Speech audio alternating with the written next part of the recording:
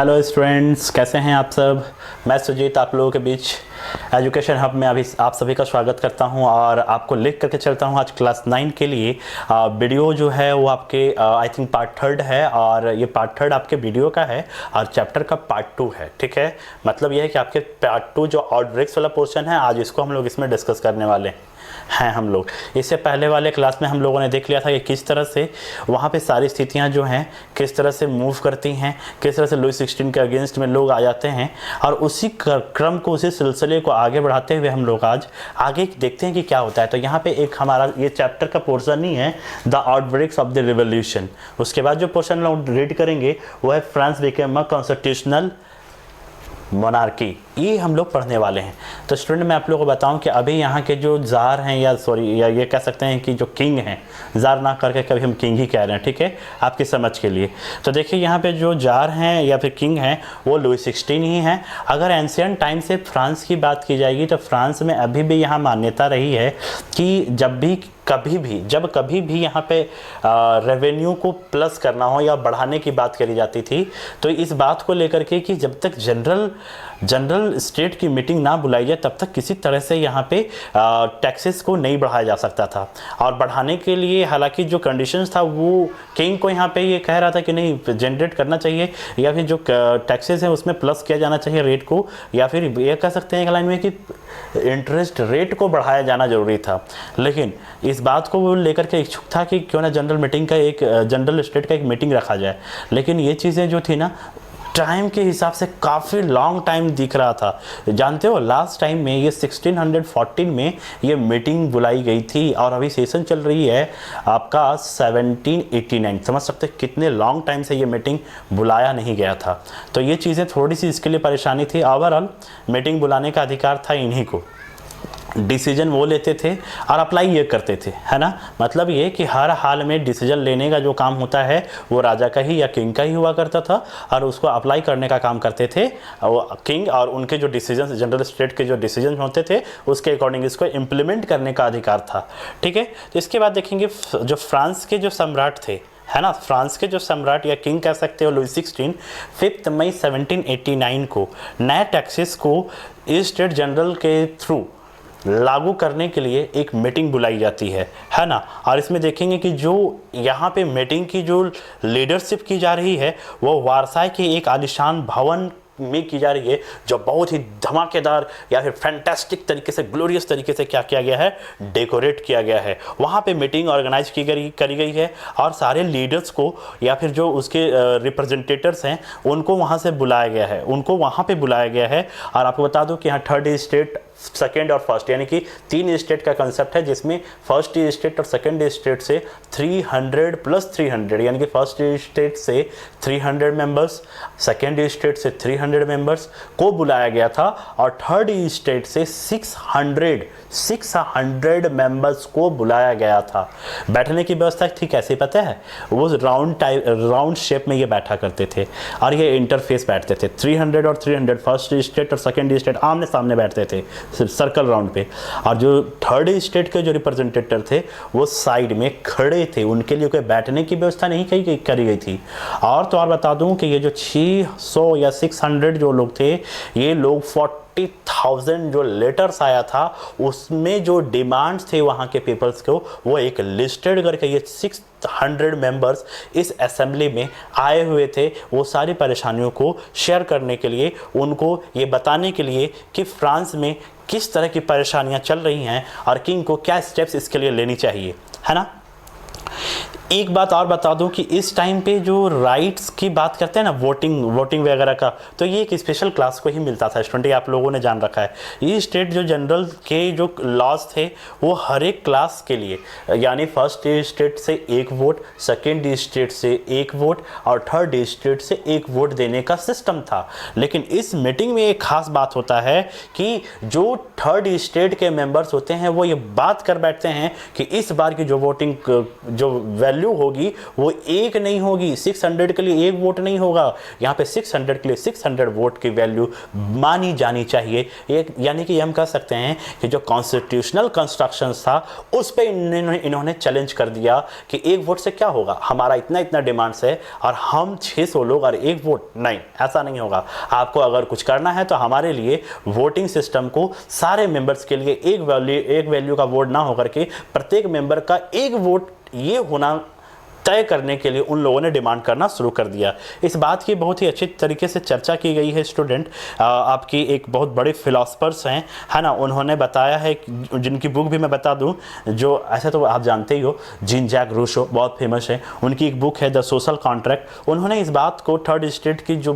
विरोध करा था उन्होंने कि नहीं, एक वोट नहीं, सारे के लिए एक वोट नहीं, सभी के लिए एक एक वोट होना चाहिए, यानी कि हर एक मेंबर या रिप्रेजेंटेटिव जो होगा वो अपने आप में ही एक वोटर होगा, एक वोट वैल्यू के बराबर होगा। ऐसे सिस्टम को लाने की इन्होंने क्या करी, पूरी तरह से वहाँ जोरदार तरीके से विरोध किया था। इस बात को इन्होंने अपने बुक में बहुत ही अच्छे तरीके से डिस्कस किया है। कभी आपको समय रहे, वैसा समय दिखे, कभी लगे कि अपने आप से फ्री हो, तो आप इस तरह के बुक्स को पढ़िए और खूब सारे एक्सपीरियंस को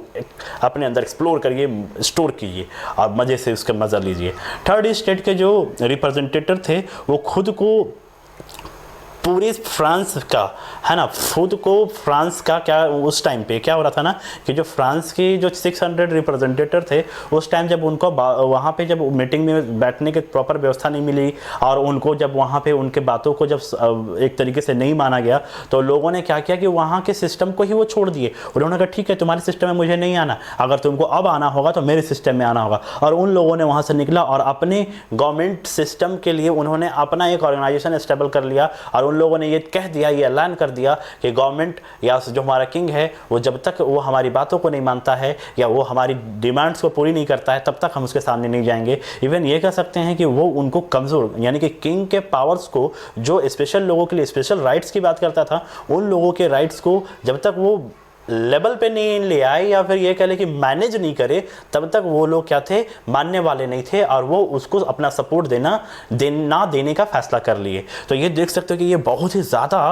उथल पुथल मच गई फ्रांस में कि किंग का जो सपोर्टर, जो थर्ड स्टेट के लोग हैं, जो बाकायदा अगर पूरे पॉपुलेशन की बात की जाए तो वो सबसे ज़्यादा बिलोंग करते थे। और लुई 16 बता दूँ, यही थर्ड स्टेट पोर्सन था जहाँ पे वो राज कर रहा था। फर्स्ट स्टेट के पास वो राज नहीं कर पा रहा था स्टूडेंट, रीज़न था वो काफ़ी रिच थे, अगर वो बगावत करते तो वो काफ़ी पावरफुल भी थे, वो चाहते तो राजा को मतलब कि उसके सिस्टम से हटा सकते थे। तो इस बात का डर था राजा को, लेकिन क्या था कि वो इस डर को छिपाए रखा और थर्ड स्टेट पे क्या कर रहा था, अप्लाई कर रहा था। लेकिन अब क्या हुआ ना कि थर्ड स्टेट ने भी क्या किया, अब यहाँ से अपना रिस्पॉन्स देना शुरू कर दिया और उन लोगों ने भी बगावत कर दी। तो ये आप देख सकते हैं कि जो टेनिस कोर्ट पे, जो वहाँ के वारसाई का एक प्लेस है जहाँ पे एक टेनिस कोर्ट है, वहाँ पे इन लोगों ने अपने आप को क्या किया, इकट्ठा किया और वहाँ पे इन सारी चीज़ों को डन किया। तो आप देख सकते हो कि यहाँ पे अब जो हम लोग जानते हैं थर्ड स्टेट में सबसे बेस्ट क्वालिटी के लोग थे, यहाँ पे वेल एजुकेटेड, वेल लीडरशिप वाले, वेल एजुकेटेड वाले जो लोग थे सब यहीं पर थे। उनकी लीडरशिप में देखोगे मेराबियो एक बंदे हैं और आबेशिये जो हैं, ये इन्होंने क्या किया,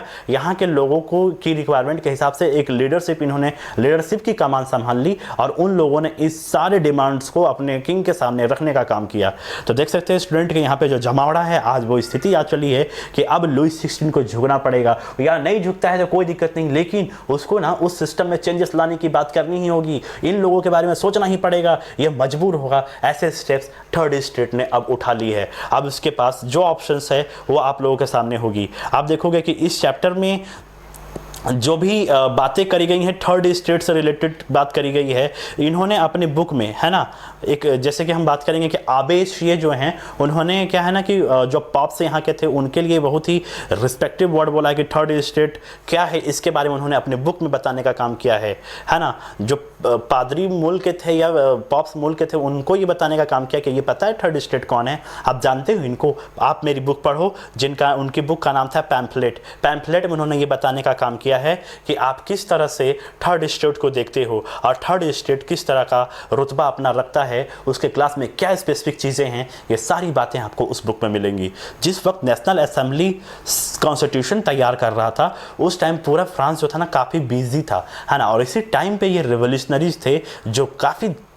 धमाकेदार तरीके से क्या कर रहे थे, रिवॉल्यूशन को स्प्रेड कर रहे थे। हालांकि इस टाइम अगर इसके सिचुएशंस की, वेदर की बात की जाए स्टूडेंट, तो बता दूं मैं आप लोगों को, यहाँ पे कड़ाके की ठंड पड़ रही थी, काफ़ी भारी तादाद पे ठंड पड़ रही थी, और यहाँ से जो पावरोटी की जो कीमतें थी ना, वो आसमान छू रही थी। यानी कि एकदम ठंड से मौसम है, ऊपर से रिवोल्यूशंस का दौर है, ऊपर से खाने को लेकर के लाले पड़े हैं। पाव रोटी जो यहाँ का मेन खाना था वो भी काफ़ी ज़्यादा महंगी हो चली थी, है ना। बेकरी के जो मालिक की स्थिति का, बेकरी के जो मालिक हुआ करते थे, वो उस टाइम अच्छा खासा बेनिफिट ले रहे थे। यानी कि 10 रुपये का 100, 1000 ऐसा करके वो बेच के बड़े मुनाफे को स्टोर कर रहे थे। आपको बता दूं कि बेकरी की दुकानों पर घंटों पर इंतज़ार करने पर घंटे बाद उनको खाने की चीज़ें मिलती थी। ऐसे स्थिति बताइए, जो भूखा मरता रहे वो क्या करेगा, वो तो गुस्साएगा, फ्रस्ट्रेट होगा, मारेगा दुकान वाले को, तोड़ेगा फोड़ेगा। जाहिर है ये सब सिचुएशंस, ऐसे ही कंडीशंस को क्या कर रहा है, लाने का काम कर रहा है। जो भीड़ है वो अब क्या हो गई है, बिल्कुल भड़क गई है कि हम खाने के लिए पैसे देकर के तुम्हारे द्वार पे खड़े रहें,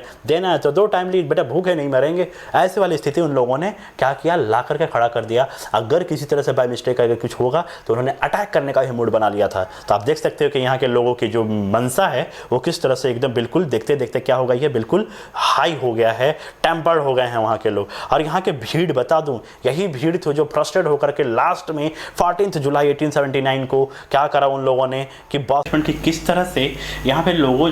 जब गुस्सा लोगों का बिल्कुल आपे से बाहर हो गया, तो उन लोगों ने किस तरह से 14 जुलाई को क्या किया, पूरी तरह से ये धावा बोल दिए बॉस्टाइल पर, और उसको पूरी तरह से एक्सपॉइल कर दिए, बर्बाद कर दिए, नेस्तनाबूद कर दिए। अब बात करेंगे अर्बन एरियाज़ की, है ना। अब अर्बन एरियाज़ में आप देखोगे कि जो अर्बन एरियाज़ में कुछ ये अफवाहें फैली थी, रूमर्स थी कि जो यहाँ के लैंडलॉर्ड्स के ऑनर हैं वो क्या किए हैं ना, कि इस जगह पे या फिर यहाँ के जो अनाज हैं उनको लूटने के लिए, उन पर अटैक करने के लिए वो क्या कर रहे हैं, बाहर से डाकुओं को, यानी कि थेप्स को, है ना, चोरों को, लठैतों को, जो लाठी धुन के यानी पिटाई उटाई जो करते हैं, वैसे लोगों के क्या कर रहे हैं, ला करके इन हमारी जो खेती है या फसल है, जो पका हुआ फसल, तैयार फसल है, उसको बर्बाद करने के लिए उन लोगों ने क्या किया है, स्टार्ट करना शुरू कर दिया है। और तो और कई जिलों में कई ऐसे स्टेट्स थे, डिस्ट्रिक्ट्स थे, जहाँ पे किसान जो थे बिल्कुल गुस्से में आकर के अपने जो औजार थे जिससे वो अपना एग्रीकल्चर, जैसे कुदाल वगैरह होता है ना, बेलचा उलचा, जिससे वो क्या करते हैं, सामान को या फिर जो ग्रेन्स रहता है उसको उठा करके दूसरी जगह शिफ्ट करते हैं, वैसे चीज़ों को क्या करना शुरू किए, वो उनको जला करके बिल्कुल फिनिश कर दिया। उन्होंने अपने ही कमाई हुई प्रॉपर्टी को बिल्कुल फूंक दिया, जला करके राख कर दिया। मतलब इन लोगों ने ऐसा दिखाने का काम किया कि अगर ये हमारे हिस्से का हमारे हिस्से में नहीं आता है तो ये आपके हिस्से में भी मुझे नहीं आने देनी है। ऐसी कुछ बातों को उन लोगों ने क्या किया, कंसिडर करना शुरू किया। आप देखोगे कि यहाँ की जो पीपल्स है, इनका ये फ्रस्ट्रेशन देख करके लुईस 16 को ये फील होने लगा कि नेशनल असेंबली ने जो मान्यता दी है उसको तो मान ही लेना चाहिए, है ना। और लास्ट में वो क्या करता है, जो भी उनके अकॉर्डिंग जो बातों को कहा गया उनको वो एक्सेप्ट कर लेता है। और 4 अगस्त 1789 को उस रात को, है ना, असेंबली द्वारा जो टैक्सेस थी, जो उसकी ड्यूटीज़ थी, जो बाउंड्रीज थी, उनको वो मान करके क्या किया, उनको एक्सेप्ट करके उसको इम्प्लीमेंट करने के लिए एग्री कर देता है। यहाँ से पॉप क्लास के जो विशेष स्पेशल राइट्स रखने वाले थे उन पे एकदम कुठाराघात किया गया, उनको वो सारे राइट्स उनसे छीन लेने की बात करी गई। और ये हालांकि छीन भी लिया गया, क्योंकि अगर अब लुईस 16 यहाँ से अगर काम नहीं करता ना तो उनको एटेंडम यहाँ के पीपल क्या करती, नेस्तनाबूद कर देती, उनको उस हिसाब से उनका ट्रीटमेंट कर देती। ये आप समझ सकते हो। यहाँ पे जो भी रिलीजियस टैक्सेस थे उनको समाप्त कर दी गई स्टूडेंट, ये बात थोड़ा ध्यान में रखिएगा। और जब जैसे चर्च वगैरह में क्या था ना कि उस टाइम पे पॉप्स का स्पेशल उनका एकदम बिल्कुल एकाधिकार था, मतलब सिंगल राइट था कि वो सिर्फ पॉप्स के ही अंडर में होंगे। अब वो सारे राइट्स को भी क्या कर दिए गए, फिनिश कर दिए गए। और तो और यहाँ पे 20 अरब लीवरे की जो प्रॉपर्टी थी वो सडनली क्या हुई, अब यहाँ से उनके हाथ से चली गई और ये किंग के हाथ में शिफ्ट हो गई। अब यहाँ से देख सकते हैं स्टूडेंट कि किस तरह से भारी भरकम प्रॉपर्टी का जो पार्ट है गवर्नमेंट के ट्रेजरी में अचानक इनबिल्ट होती है, इंक्रीज होती है, इजाफा होता है। ठीक है, चलिए हम लोग इस पॉइंट को आगे बढ़ाते हुए देखेंगे 2.1 में कि France became a constitutional monarchy, किस तरह से फ्रांस संवैधानिक राजतंत्र बन गया, इसकी बात कर लें। नेशनल असेंबली ईयर ऑफ 1791 में कॉन्स्टिट्यूशनल जो डायग्राम था उसको उन्होंने कंप्लीट कर लिया। और इसका मेन मोटिव था कि जो भी किंग का पावर है उसको कंट्रोल किया जाए, लिमिटेड किया जाए, है ना। एक पर्सन के हाथ में पूरा पावर कंट्रोल नहीं होना चाहिए। इसके बदले में ये पावर जो है सब जगह पे सारे अलग अलग एरियाज़ में क्या किया जाए, डिस्ट्रीब्यूट कर दिया जाए। और इसको इन्होंने 3 भागों में बांटने का काम किया, जैसा आप इस डायग्राम से देख करके क्लियर कर सकते हो स्टूडेंट। पहला जो पावर था वो डिस्ट्रीब्यूट हुआ जुडिशरी के पास, सेकेंड एग्जीक्यूटिव्स के पास, और थर्ड लेजिस्लेचर के पास। आप जानना चाहोगे कि ये पावर कैसे बटा हुआ था, वो हम लोग देखना पसंद करेंगे। तो देखिए, जो जुडिशरी थे उसमें जज क्लास के लोग जो आते थे उनके हाथ में पावर रखा गया। उसके बाद एग्जीक्यूटिव में किंग्स को रखा गया, ये थे। उसके बाद लेजिस्लेचर में नेशनल असेंबली के मेंबर्स थे, जो 745 की क्वांटिटी में मेंबर्स को, रिप्रेजेंटेटिव्स को यहाँ पे रखा गया था, उनके हाथ में ये तीनों पावर को तीनों जगह पर डिस्ट्रीब्यूट कर दिया गया। यानी कि टोटल पावर जो एक आदमी के ऊपर सेंट्रलाइज था, अब वो 3 पावर्स में, 3 यूनिट में क्या था, अब डिस्ट्रीब्यूट कर दिया गया था, जिसमें जज, किंग और यहाँ पे जो 745 मेंबर्स हैं, रिप्रेजेंटेटिव मेंबर है ना, उनको क्या कर दिया गया, नेशनल असेंबली के, उनके हाथों में बांट दिया गया। अब देखिए इस डायग्राम को थोड़ा अच्छे से समझिएगा स्टूडेंट कि कौन किसके कंट्रोल में था। सबसे पहला बात कि जो जज थे वो यहाँ से एक्टिव सिटीजन से क्या किए थे, इलेक्ट होकर के आए हुए थे, ठीक है। उसके बाद एग्जीक्यूटिव किंग था, है ना, और यहाँ पे नेशनल असेंबली। तो पहले देखिए इलेक्शन पोर्शन को हम समझा दे रहे हैं कि कैसे इलेक्टेड होते थे। तो पीपल्स की 2 कम्युनिटी थी। पहली थी एक्टिव सिटीजन्स, जिसमें लगभग जो उसकी पॉपुलेशन है 28 मिलियन से, उसमें एलिजिबल 25 ईयर्स से प्लस वाले या 25 ईयर्स जो भी कह लो, 4 मिलियन ही लोग ऐसे थे जो इलेक्शन या इलेक्ट कर सकते थे। और दूसरा सिटीजन टाइप था पॉजिटिव सिटीजन्स, जिसमें आप देख सकते हो कि उसमें वोटिंग देने का अधिकार 25 साल से, या फिर वहाँ पे ऐसा कह लो वहाँ के चिल्ड्रेंस, वेमेंस, ये सारे लोगों को मैक्सिमम तादाद जो थी ना, लगभग यहाँ की जो लगभग 3 मिलियन ऐसे सिटीजन्स थे जिनको 25 ईयर होने के बाद भी बहुत सारा राइट्स नहीं, जैसे वोटिंग राइट्स इनको अधिकार में था ही नहीं। हालांकि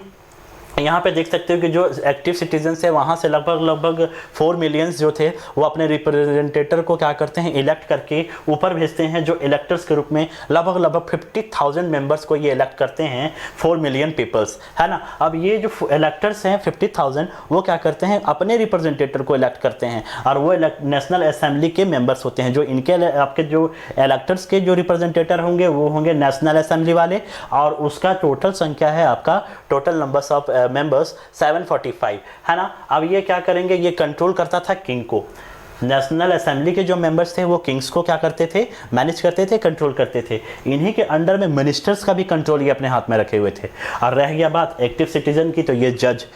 जो थे ये इनके द्वारा इलेक्ट करके लाए जाते थे। तो कुछ इस तरह का डायग्राम है स्टूडेंट, जो आपको आगे चल के पता चलेगा कि किस तरह से इनके पावर को अलग अलग ईयर में बांट करके रखा गया था, अलग अलग क्लासीफाई, अलग अलग सेक्शंस में बांट करके रखा गया था, ताकि कोई भी एक पावर का क्या कर मिसयूज ना कर सके, उनको किसी भी तरह से कोई भी मिसयूज ना करे और उनका गलत फायदा ना उठा सके। 1791 में कॉन्स्टिट्यूशनल कानून या लॉज जो थे वो बनाने का अधिकार मात्र नेशनल, सारे का सारा जो राइट था ना वो नेशनल असेंबली को सौंप दिया गया, उनको हैंड आउट कर दिया गया कि भैया अब ऐसा नेशनल असेंबली आप ऐसा है ना कि अब जो है आप सारा सिस्टम को आप यहाँ पे देखो, समझो कि यहाँ पे क्या हो रहा है, क्या चाहिए यहाँ का, किस तरह के लॉ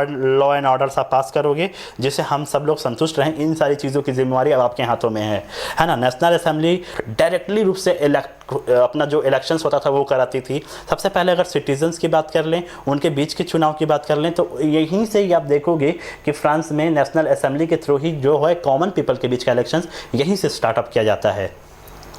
और फिर से असेंबली के जो इलेक्टर्स होते थे वो क्या करते थे, नेशनल असेंबली के मेंबर्स का इलेक्शन किया करते थे। और इलेक्शन का क्राइटेरिया तो आपको मैंने बता ही रखा है कि जो 25 ईयर्स से प्लस के थे, है ना, और उन्हीं लोगों को जो लेडी जेंट्स हो या 4 मिलियन से जो तादाद है लगभग वही लोग यहाँ पे क्या करते थे, इलेक्शंस में अपना क्या इंपॉर्टेंट रोल या फिर ये कह सकते हैं कि भूमिका अदा करते थे, है ना, ऐसा हम कह सकते हैं स्टूडेंट। उसके बाद बात करेंगे संविधान, अगर यहाँ के कॉन्स्टिट्यूशन की, तो यहाँ पे जो यहाँ की जो राइट्स है ना, स्पेशल राइट्स की अगर बात करें सिटीजन्स के लिए, तो आप देख सकते हैं कि राइट फॉर लाइफ्स जो बात कर लें, एक्सप्रेशंस की बात कर लें, फ्रीडम की बात कर लें, इक्वालिटी की बात कर लें, ये जो सारी चीज़ें थी ना ये बिल्कुल आम कर दी गई, ताकि हर सिटीजन जो है इस बेनिफिट को, हर बंदा या फिर हर सिटीजन इसका एंजॉय कर सके, इस चीज़ को फील कर सके कि फ्रीडम क्या होता है, अपने डिसीजन को कैसे हम एक्सप्रेस करें, अपने डिसीजन को हम किसी काम के लिए कैसे किस तरह का डिसीजन लें, ये सब चीज़ों को सोच सके, कर सके। ऐसी फ्री जो था या फ्रीडम थी वो उनके हाथों में सौंप दी गई। और इस चीज़ का मज़ा जो था अपने यहाँ फ्रांस के लोगों ने इस मज़े को चखना शुरू किया स्टूडेंट। तो देख सकते हो कि कितनी लंबी स्ट्रगल के बाद ये सिस्टम आया, और सिस्टम आने के बाद कितने पैटर्न से यहाँ पे कॉन्स्टिट्यूशनल राइट्स को एक जो आम जनता है वहाँ तक इन्होंने ट्रांसफ़र करने का काम किया। और इसका मज़ा सारे लोगों ने जो एक टाइम स्ट्रगल किया था, अपने आप को समर्पित कर दिया था अपने कंट्री के लिए, अब उन लोगों ने क्या किया, यहाँ से उन चीज़ों को धीरे धीरे अपने सेटिस्फैक्शन के रूप में उन लोगों ने यूज़ करना शुरू कर दिया। तो स्टूडेंट आगे कुछ ऐसी चीज़ें और भी देखेंगे जो इस पार्ट में बहुत सारे इंपॉर्टेंट फैक्टर्स होंगे, पार्ट्स होंगे जो हम लोग देखेंगे आगे वीडियोज़ में, है ना। तब तक के लिए आप यहाँ तक पढ़ाई करिए, यहाँ तक आप अपने मन को बिल्कुल कंसंट्रेट करके रखिए। आने वाले वीडियोज़ में बहुत अच्छे तरीके से मैं इसी तरह से और लाजवाब तरीके से इसको रिप्रेजेंट करने का काम करूंगा, ताकि आपका मन जो है हिस्ट्री में लगा रहे, पढ़ने का जो चॉइस है वो आपका बना रहे, इंटरेस्ट बना रहे। चलिए स्टूडेंट, तब तक के लिए, जब तक मेरी न्यू वीडियो ना आती है तब तक आप लोग पढ़ते रहिए, मस्त रहिए, बिंदास रहिए। See you, bye bye, bye bye, bye bye.